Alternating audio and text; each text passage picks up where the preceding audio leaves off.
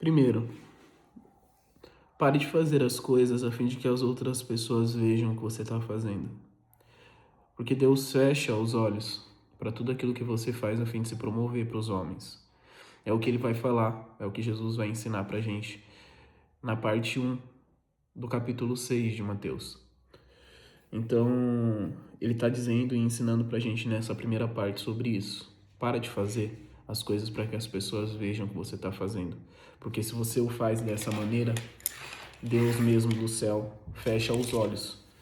E o galardão que você receberia de Deus um dia, você passa a receber, ou você passou a receber dos homens. Segundo ponto, a oração do Pai Nosso no capítulo 6, a gente entende que não tem nada a ver com a gente.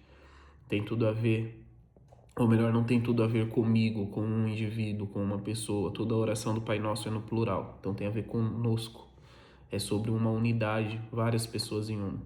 É Pai Nosso que estás no céu e não o meu Pai. Santificado seja o teu nome, venha a nós o teu reino e não a mim. O pão nosso de cada dia. Então essa parte da oração do Pai Nosso é uma oração que nos ensina que nada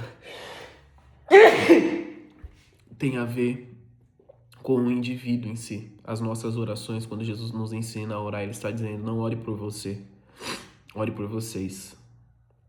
E a última parte é sobre os tesouros, que ele vai ensinar no capítulo 6 que a gente não deve estar ansioso nem preocupado com as coisas que a gente vai precisar, com aquilo que a gente vai comer, com aquilo que a gente vai vestir.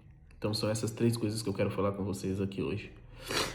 E bom, voltando para a primeira parte, o capítulo 6, ele vai dizer para a gente guardar de fazer as coisas a fim de que as outras pessoas vejam. E ele vai dar alguns exemplos. Ele vai dizer, viu, quando vocês forem dar uma oferta, ajudar alguém, dar alguma esmola, tenta fazer isso de forma omissa, para que ninguém veja, para que ninguém saiba que você está fazendo aquilo. Porque todas as vezes que você faz, a fim de que as pessoas vejam Deus no céu, não vos galardoará, porque o vosso galardão você já recebeu.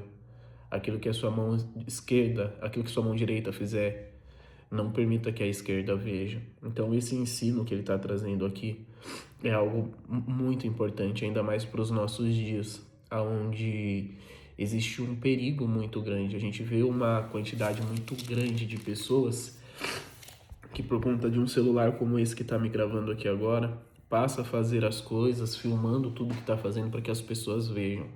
Então tem muita gente fazendo muita coisa boa para se promover através disso aqui. E esse texto se enquadra perfeitamente para essa fase e momento que a gente está vivendo aqui.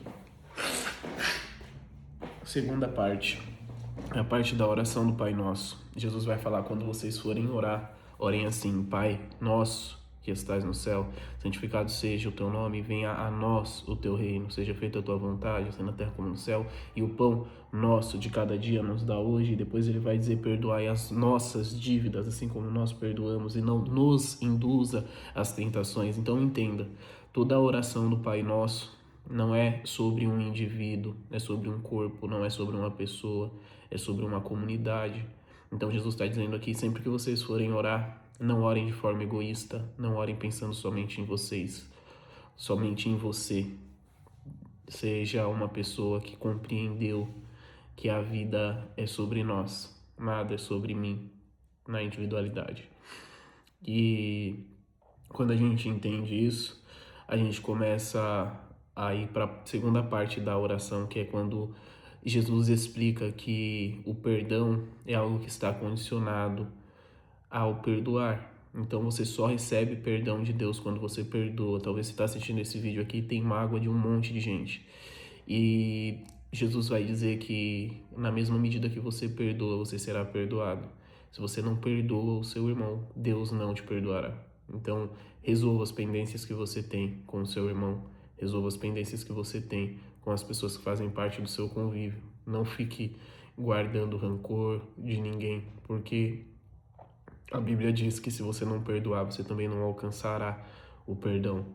E o terceiro ponto é sobre não ajuntar tesouro na terra, e isso eu acho incrível, porque tem muito a ver com a questão de ansiedade, que é um dos grandes maus da nossa geração. Então a Bíblia vai dizer: não andem ansiosos com coisa alguma sobre o que comer ou o que vestir, porque mais importante do que o que você coloca no corpo é o corpo que você tem. Mais importante do que a comida é a vida que você tem. Então, às vezes a gente se atenta ao que nos falta e não aquilo que nós temos, aquilo que nos sobra. Às vezes a gente olha e fala: poxa, eu preciso muito disso aqui, e fecha os olhos para isso que eu já tenho. Então o convite aqui é: olhem para aquilo que vocês têm e não para aquilo que vocês sentem falta. Mais para frente ele vai falar: não ajuntem tesouros na terra, porque na terra o ladrão vai tomar isso, enfim.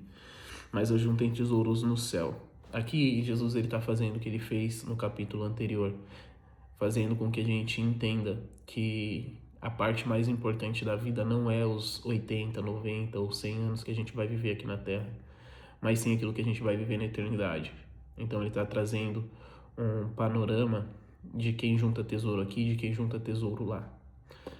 Se você quiser passar a sua vida inteira juntando tesouro aqui, você vai se esforçar bastante, você vai conseguir juntar os seus tesouros aqui, mas você vai morrer e tudo vai ficar.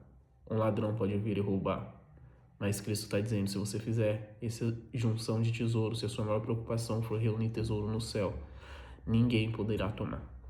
E aí a gente caminha para uma das partes que eu acho mais bonitas desse texto, que é quando ele fala para a gente buscar alívio para a nossa ansiedade no belo, na criação. Ele diz: olhem para as aves dos céus que não plantam e nem colhem, mas Deus as alimenta todo dia. Isso aqui é um convite quando você estiver ansioso, e aqui vai uma dica para você baseado no que a palavra diz.